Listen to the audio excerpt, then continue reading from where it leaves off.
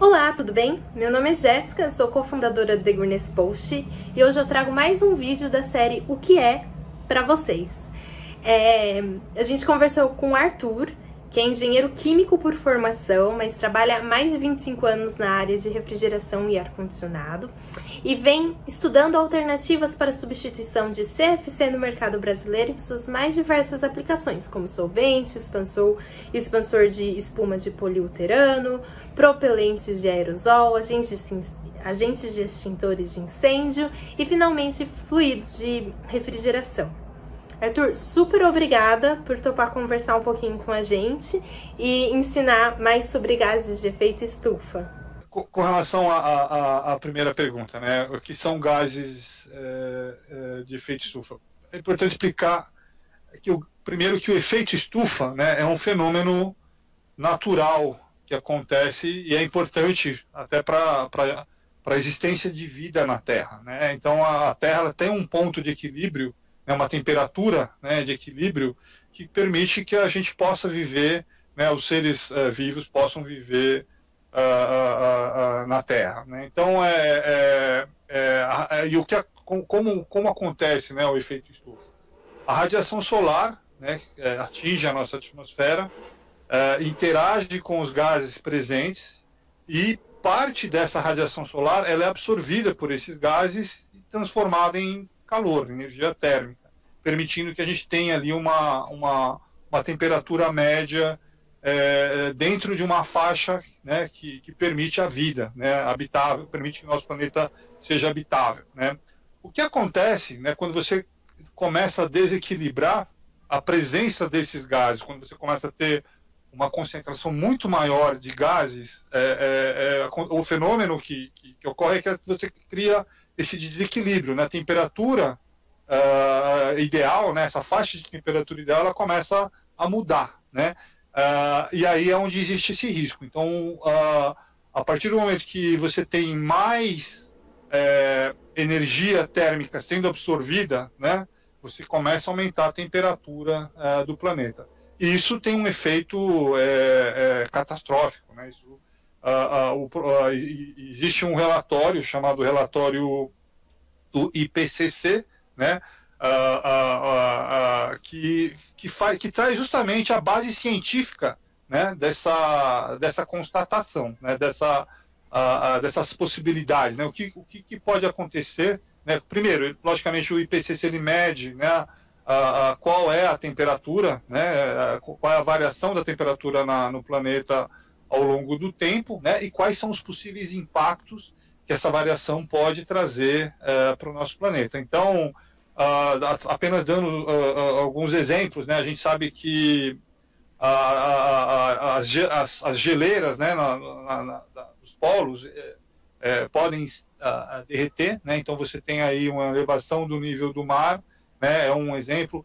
Todos os comportamentos climáticos, né, em diferentes regiões do mundo vão sofrer alterações. A gente pode ter eventos de climas muito mais agressivos, né, tempestades, mudanças, né, nas zonas climáticas, né, a interferência de uma redução de umidade, né, do ar em algumas regiões. Então, tudo isso tem ali um efeito bastante perverso e por isso que existe uma preocupação muito grande a nível global para que se tomem medidas e a gente possa reduzir, né, esse efeito sobre o clima. E quais são esses gases? Quais são os principais gases que a gente... Então, o principal gás, né, em termos de quantidade, né, a gente fala muito do CO2, né? E o CO2 proveniente de queimas de combustíveis fósseis, nas queimadas, né? Aqui no Brasil está muito relacionado à questão das queimadas, queima do carvão, né? A gente teve, no início desse mês, né, de novembro, a gente teve a COP26, né, a Conferência do Clima, e onde se discutiu muito medidas, né, para você conter a emissão desses gases de efeito estufa.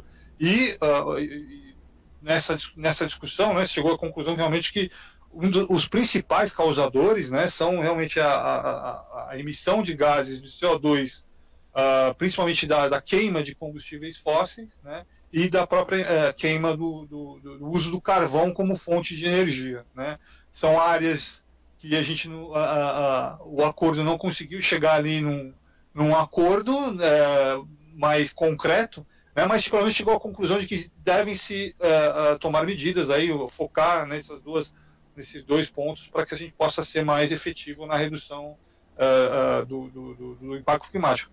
Obviamente esses talvez sejam os dois principais, mas aí entra uma gama enorme de produtos, né? E a minha área especificamente é uma área onde a gente chama de gases fluorados, né? E ele tem uma característica um pouco diferente. A quantidade desses gases em relação a outros gases de efeito estufa, ela não é tão grande, né? Mas o potencial concentrado, né, o potencial de aquecimento global concentrado em uma quantidade pequena desse produto é muito alto, né? Então, essa é uma característica que nos dá algumas vantagens e desvantagens, né? Uma vantagem com pouco esforço, a gente consegue resolver talvez um grande problema, né? Agora, o lado da desvantagem é que não é só esse o problema, né? Não adianta a gente só atacar esse problema, a gente tem que atacar outros problemas também da questão da mudança climática, mas, como eu falei, a principal vantagem é que com pouco esforço, com poucas medidas, a gente consegue resolver um problema grande, né? E aí entra até é importante dizer que esses gases fluorados, eles já vêm, né, de uma regulamentação e de medidas para redução, né, desde a época do Protocolo de Montreal, né? Então, esses gases fluorados, o pessoal mais antigo talvez vão lembrar dos clorofluorcarbonos, né, os famosos CFCs, né? Os CFCs são produtos que a gente sabe destroem a camada de ozônio. Na década de 70, se detectou, né, esse grande problema, e aí, a partir daí, né, os países entraram num acordo para como eliminar essas substâncias, e por isso que surgiu o acordo chamado Acordo Protocolo de Montreal, né? O Protocolo de Montreal, num primeiro momento, visava justamente eliminar esses fluorcarbonos com potencial de destruição da camada de ozônio. O que foi bacana desse acordo é que foi um acordo super bem sucedido, né? Praticamente você conseguiu chegar a um acordo no mundo, né, sobre o tema. 196 países conseguiram, né, chegar nesse acordo. Ok, vamos estabelecer um cronograma para a eliminação desses clorofluorcarbonos, né? Considerando, né, o êxito desse acordo, os mesmos países entenderam que, esses mesmos... Hoje a gente fala dessas substâncias, os fluorcarbonos, os hidrofluorcarbonos, e o grande problema dos hidrofluorcarbonos hoje é a questão do alto potencial de aquecimento global, que a gente começou falando agora. Ele tem uma concentração alta de impacto de efeito estufa, né? Então, aproveitando mesmo a modelagem desse acordo, né, do Protocolo de Montreal, se fez uma emenda, a chamada Emenda de Kigali, ao Protocolo de Montreal, e essa Emenda de Kigali estabeleceu princípios muito parecidos com os princípios estabelecidos antes para os clorofluorcarbonos, mas agora para um processo de redução dos hidrofluorcarbonos, os produtos com alto potencial de aquecimento global, né? E a emenda de Kigali ela foi assinada em 2016, né? Então a gente já está num processo de discussão de como fazer a redução do consumo desses gases de alto potencial de aquecimento global, né? Então é aquilo que eu falei, com pouco esforço, eu acho que a gente vai conseguir trazer um grande benefício para a sociedade, reduzindo, né, o consumo desses fluidos refrigerantes, que a gente chama os fluidos hidrofluorcarbonos, de alto potencial de aquecimento global, tá? O exemplo, a primeira pergunta que você fez, né? Quais são os gases? Esses hidrofluorcarbonos é a área da minha especialidade, por isso que eu falo um pouco mais, tá? E a emenda de Kigali, só para concluir, o estudo também feito com base no IPCC, né, analisou, né, que se você conseguir, né, atingir as metas estabelecidas pela emenda de Kigali, a gente poderia conter, né, um aumento de até 1,5 graus, né, na média da temperatura global. Isso é um número, é o que a gente falou, a gente justamente focando numa parte, né, dos gases de efeito estufa, a gente já consegue trazer um benefício bastante interessante, né? A gente fala que o IPCC como um todo, acho que fez essa análise, ele estima que a temperatura média global na Terra pode crescer em até 4 graus, né? Então, se a gente está falando que a gente consegue conter 1,5 graus, né, eu acho que só com essa parte dos gases de alto potencial de aquecimento global, eu acho que a gente já consegue cobrir uma parte importante desse efeito, né? A boa notícia é com pouco esforço, né? Relativamente pouco esforço. Relativamente pouco. E a gente já tem bem direcionado, né, o acordo, isso que foi bacana. Então a gente vê, né, a COP26, em algumas coisas os países chegaram em algum acordo, né, o Brasil se comprometeu com algumas metas, a questão do metano, né, que foi comentado bastante, mas eu acho que o protocolo de Montreal com a emenda de Kigali talvez tenha sido o melhor, o acordo mais bem sucedido, né, entre os países nessa questão do clima, do meio ambiente, e agora a gente está estendendo isso para esses gases, então isso tem tudo para dar certo também. Ai, que bacana. E daí duas perguntas. Você comentou que essa emenda foi assinada em 2016. Uhum. O progresso de 5 anos já, né? Já é possível enxergar mudanças e existe um deadline assim que foi acordado em 2016? Exato. Isso aí é até interessante dizer. O acordo foi. Os países se comprometeram no acordo, tá? Isso, e o acordo, o tratado, ele estabelece um cronograma, tá? Que dá um tempo para que os países possam implementar dentro da sua realidade, né? Cada país dentro da sua realidade, ela possa implementar medidas para reduzir o consumo, tá? Então a gente está num estágio muito inicial desse processo. E é até interessante, aproveitando o teu fórum, né?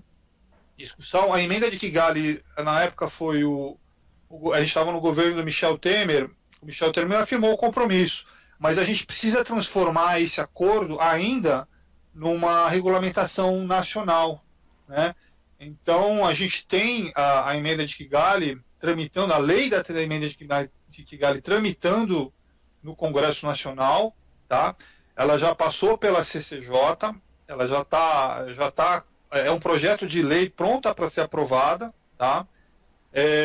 Só que ela não está na agenda de prioridade do governo ainda. Então acho que esse é um passo importante que o Brasil precisa dar, né? Realmente ratificar como lei, como marco regulatório nacional, para que a partir daí os órgãos executivos do governo possam trabalhar no plano de implementação, tá? E aí os órgãos executivos, né, entre o Conselho Nacional do Meio Ambiente, IBAMA, Ministério do Meio Ambiente, então, e aí as entidades e setores da indústria também para fazer essa mudança. Então a lei ela está no Congresso, ela precisa estar aguardando ser aprovada. Uma vez aprovada, a gente consegue já trabalhar realmente com projetos e medidas para implementação. O cronograma estabelece um prazo de até 2040, né, que o Brasil tenha compromissos aí de redução significativa no uso desses gases. Tá? Em 2024, já inclusive, o compromisso pelo protocolo, pela emenda, é de que os consumos desses produtos já sejam congelados. Tá? Então a gente está essa aprovação ela é importante e a gente está nesse aspecto a gente está um pouco atrasado. Estamos falando de 2021. Eu não sei, a gente tem aí um ano que vem um ano de eleição, né? Então a gente está preocupado que essa agenda ela possa ser postergada e o tempo para a gente definir, né, como vai ser esse projeto, como vão ser as medidas, esteja muito em cima da hora aí dos compromissos, né? Bastante. E daí, pelo que você comentou, o carbono em si, ele é principalmente causado, né, pela queima de combustíveis fósseis e carvão. A minha curiosidade é o hidrofluorcarbonos. Qual seria o principal motivo das emissões? Então, o hidrofluorcarbono, ele é um gás também, tá? Ele é utilizado principalmente nos setores de refrigeração, ar-condicionado, tá? Expansão de espumas de poliuretano, de poliestireno, tá? Até agentes extintores de incêndio também ele é utilizado. Então são alguns segmentos, né, do setor. O grande usuário é realmente o setor de refrigeração, inclui refrigeração comercial, refrigeração doméstica e ar-condicionado, né? Então é o gás justamente que vai dentro do circuito de refrigeração. E quando quando o sistema sofre ali algum vazamento, é onde o gás vai para a atmosfera e tem um fenômeno, né, como são substâncias extremamente estáveis, elas ficam por muito tempo na atmosfera e justamente aí entra aquele fenômeno que a gente comentou, onde a incidência do raio infravermelho, esse gás acaba contendo de forma excessiva, né, o calor e você eleva a temperatura média, né? Então é um dos gases que contribui e ele tem um potencial maior que o CO2 em si, né? Então tem uma das substâncias muito utilizadas aqui no Brasil, ela tem 3.900 vezes mais potencial de aquecimento global que 1 quilo de CO2, que a gente sabe que logicamente a quantidade de CO2 é muito maior, mas no caso dos fluidos de hidrofluorcarbonos, ele tem uma concentração maior, né, na quantidade quando é emitida na atmosfera. Então, entre aquilo que eu falei, com um esforço menor, você consegue resolver um volume maior de efeito estufa aí dentro dessa família de produtos, HFC, hidrofluorcarbonos. Então a gente já entendeu quais são os gases e qual que é o principal o motivo pelo qual a gente não quer, né, continuar emitindo, enfim. Mas, na sua opinião, qual seria a grande sacada ou o que a gente precisaria fazer para ganhar escala nesse tipo de conversa e ganhar escala?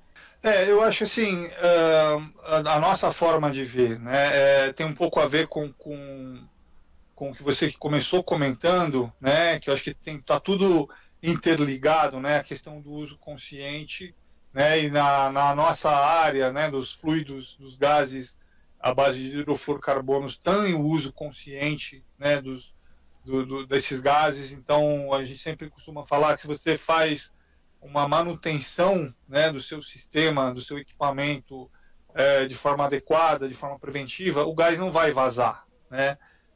E aí o gás não vazando, você não tem esse efeito, né?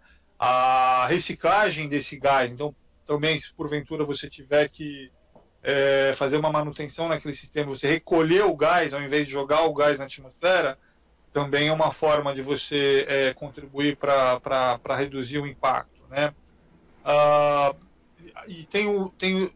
E aí, além dessa estratégia do uso consciente, a gente também queria destacar a questão das tecnologias, né?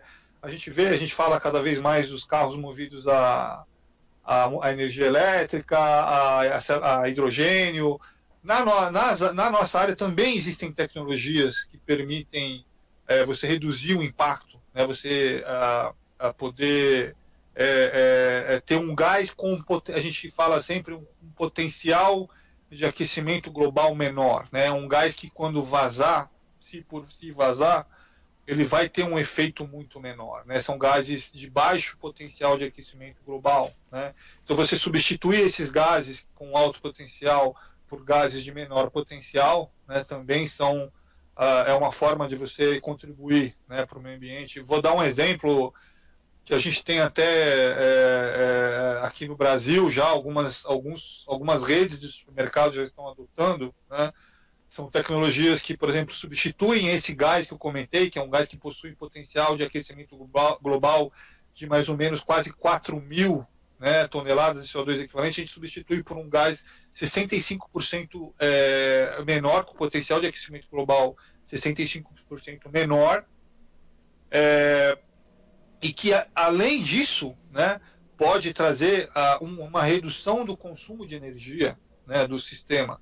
E esse é outro ponto que talvez seja o terceiro pilar que a gente costuma dizer, não adianta a gente falar de sustentabilidade se a gente não falar também de eficiência energética, da produtividade, né, que é como você gera mais energia, né, com menos impacto, né, sobre o meio ambiente. Então, se você tem uma solução mais eficiente, você vai consumir menos energia, consumindo menos energia, você vai precisar de menos combustíveis fósseis, menos carvão, né, menos hidrelétricas, né, porque até a hidrelétrica tem um impacto ambiental, né, por mais que a gente saiba que também é uma energia limpa, né, uma hidrelétrica tem, para você fazer uma hidrelétrica também não é tão simples, tem ali no ecossistema local também tem o seu impacto. Então, acho que o princípio, isso é uma anonimidade, se a gente não... A eficiência energética, ela é uma parte importante da sustentabilidade como um todo, né? A gente sempre tentar buscar a energia como algo valioso, né? Por mais limpa que ela seja, né? Então, esse exemplo que eu citei, a gente já tem várias empresas aqui no Brasil adotando essa solução, né? E é um fluido refrigerante usado num sistema de supermercado, né? O nome comercial do produto a gente promove como Option, né? Que é uma família de produtos com baixo potencial, fluidos refrigerantes com baixo potencial de aquecimento global. E essa é a solução que vocês a Chemours assinou que vai fazer para até 2030 reduzir em 60%? Isso é uma meta, tá? A gente tem isso como meta corporativa, né, da Chemours. A gente tem como um plano, né, da nossa sustentabilidade, como política de sustentabilidade da nossa corporação reduzir até 2030 60%, né, das emissões envolvidas em nossas operações e dentro do nosso portfólio de tecnologias e produtos, né, e sermos carbono neutro net zero até 2050, tá? Então esses são os compromissos assumidos pela Chemours, muito em linha com as diretrizes de sustentabilidade da ONU, tá? Então acho que está totalmente ligado aí às metas de sustentabilidade da ONU.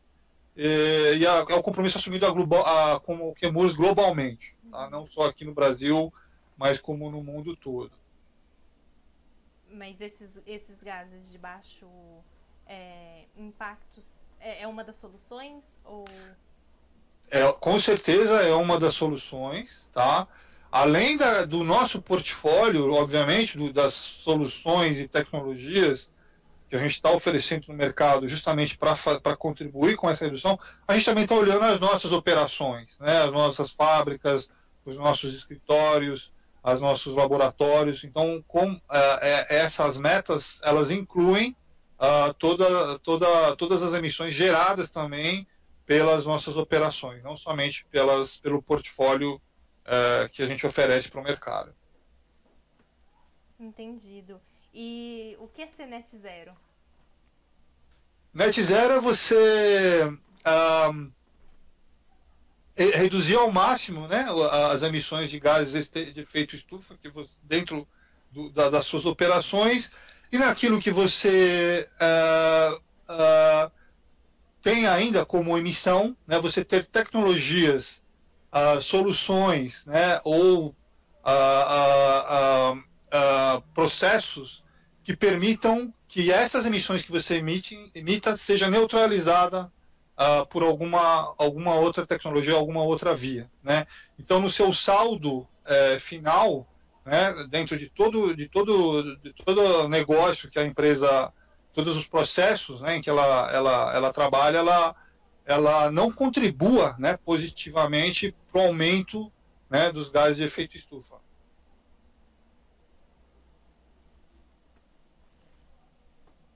maravilha, super obrigada. Imagina, estamos à disposição. Jéssica, eu sei que tem, de novo, acho que tem ali os gases, né? É um tema bastante amplo, né? O gás de efeito estufa. Eu estou em um dos segmentos que eu acho que tem importância, né? Dentro do conceito da concentração, né? De efeito estufa que existe numa quantidade pequena, que são os gases hidrofluorocarbonos. E eu acho que é onde aquela mensagem inicial que eu coloquei para vocês. Eu acho que com um esforço pequeno a gente consegue trazer um resultado grande, né? Então acho que essa é a forma que a gente vê onde a gente pode contribuir, né, para esse tema e estamos aí à disposição, né? Esperamos que todo esse processo se acelere, né? Os marcos regulatórios possam ser estabelecidos, a emenda de Kigali possa ser aprovada aqui no Brasil, né? E que em breve a gente tenha aí mais boas notícias aí de que a gente possa estar contribuindo e atingindo as metas aí definidas pelo acordo. Igualmente, também estamos na torcida. Muito bom.